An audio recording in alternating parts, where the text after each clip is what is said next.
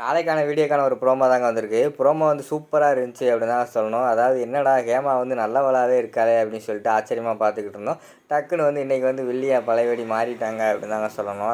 அதெல்லாம் பார்க்குறப்போ சேனலை மட்டும் மறக்காமல் லைக் அண்ட் சப்ஸ்கிரைப் மட்டும் பண்ணிடுங்க. நம்ம இந்திரா வந்து யோசிச்சுக்கிட்டே இருக்காங்க. இதுக்கு முன்னாடி தான் அத்தைக்கு வந்து கிரீன் டீ அது இதுன்னு போட்டு கொடுத்துட்டு நம்ம வந்து கெட்ட பேர் வாங்கிட்டோம். அத்தை வந்து அதை விரும்ப மாட்டேங்காங்க. அத்தை வந்து நார்மல் டீ தான் எதிர்பார்க்குறாங்க. நம்ம வந்து அவங்களோட உடம்பு நல்லா இருக்கணும் அப்படின்னு சொல்லிட்டு நம்ம க்ரீன் டீ போட்டால் நமக்கு வந்து மார்க் கிடைக்காது போல், நம்ம அத்தைக்கு பிடிச்ச மாதிரியே போட்டு கொடுத்துருவோம் அப்படின்னு சொல்லிட்டு அவங்க வந்து அத்தைக்கு அவங்களுக்கு பிடிச்ச மாதிரி இஞ்சி ஏலக்காய் எல்லாம் தட்டி சூப்பராக டீ போட்டு கொண்டு வராங்க.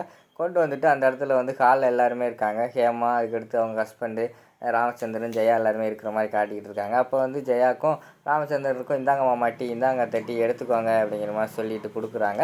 சரின்னு சொல்லிட்டு டீயை குடிச்சு பார்க்காங்க. குடிச்சு பார்த்தவொடனே 2 பேர் ஃபேஸ் கட்லேயுமே ஒரு சந்தோஷம் தெரியுது. டீ வந்து நல்லா இருக்குன்னு நினைக்கிறேன். உடனே இந்திரா வந்து கேட்குறாங்க, அத்தா இன்றைக்கி டீ எப்படி இருக்குது, நல்லா போட்டிருக்கானா அப்படிங்கிற மாதிரி கேட்குறாங்க.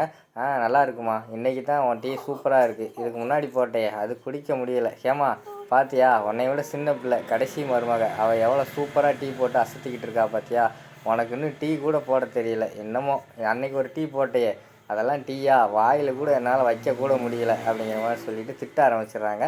என்னடா இது டீ போடுறதுக்கெலாம் திட்டிக்கிட்டு இருக்காங்களேன்னு சொல்லிட்டு ஹேமாவுக்கு வந்து வருத்தமாகிடுது.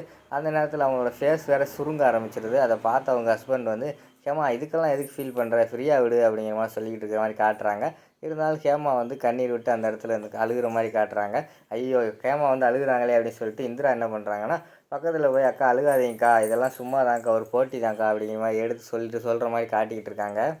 ஆனால் நம்ம ஹேமா வந்து அதை புரிஞ்சுக்கிறாமல் என்ன பண்ணிட்டாங்கன்னா, டக்குன்னு அவங்களோட கையை வந்து தட்டி விட்டுட்டு விறுவிறுன்னு அழுதுகிட்டே வந்து கோவப்பட்டுக்கிட்டு அந்த அவங்களோட ரூமுக்குள்ளே போகிற மாதிரி காட்டிகிட்டு இருக்காங்க. பழையபடி வந்து ஹேமா வந்து வில்லி கேரக்டர் தான் இனிமேல் ப்ளே பண்ண போகிறாங்க அப்படின்னு தான் நினைக்கிறேங்க. இதோட பார்த்தீங்கன்னா ப்ரோமோ வந்து முடிஞ்சிடுது.